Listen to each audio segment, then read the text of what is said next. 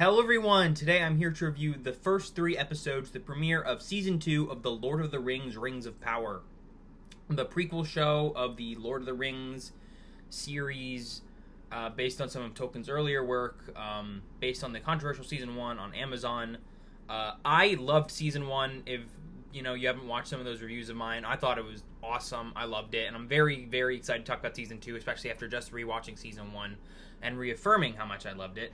So I'm very excited to get into my talk about Season 2. This will be non-spoiler, so if you've not seen Season 2 of Lord of the Rings, Rings of Power, feel free to watch this video. But there might be some spoilers for Season 1. Without further ado, let's get into things. Some of my criticisms, for the most part, would be the fact that I think these first 3 episodes aren't, paced incredibly well, in the sense of, how they divide up the characters.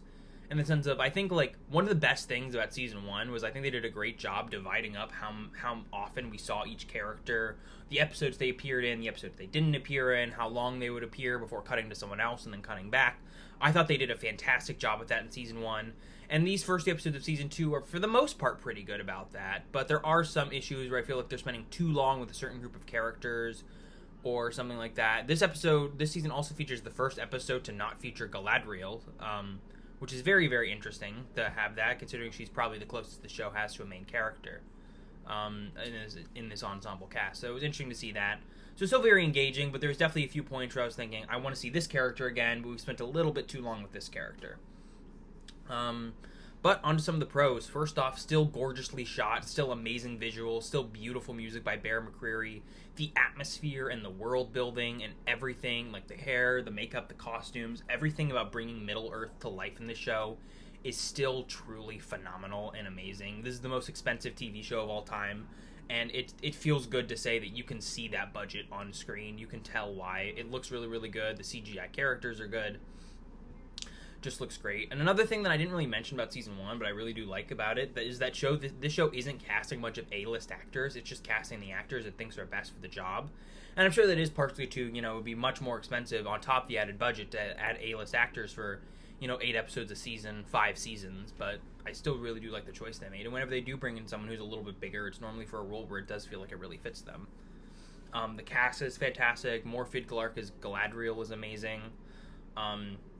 Robert Aramayo as Edward's a lot of fun, or as Elrond, is a lot of fun. Owain Arthur as Durin is still one of my favorite characters. Sophia Nomvete, I think her name is, as Disa, she's fantastic. I just love how they bring about the elves and the dwarves, the Harfoots, the humans. They all feel so distinct. It's really good.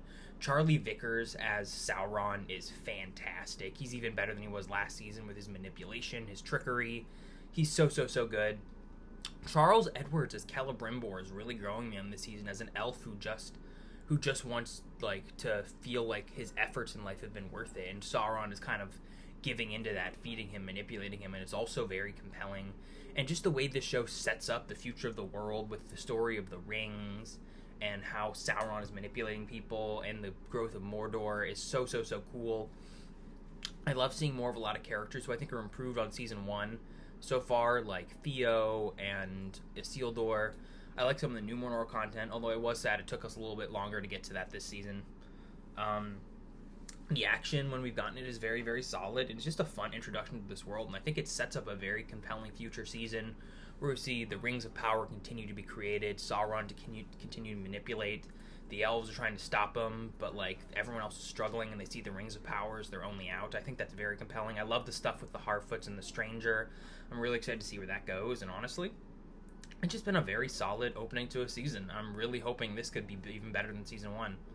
Some pacing issues in these first 3 episodes with dividing up the characters, but every plot line was still very interesting and engaging. And I really do just love this show. Very strong dialogue, characterization, and a beautiful realization of this world. I know it makes some changes to the lore, but I've never personally minded that, because for the most part, it's always felt like it serviced the story for me. So, I will give the first 3 episodes of Season 2 of The Lord of the Rings, Rings of Power a 8.5 out of 10.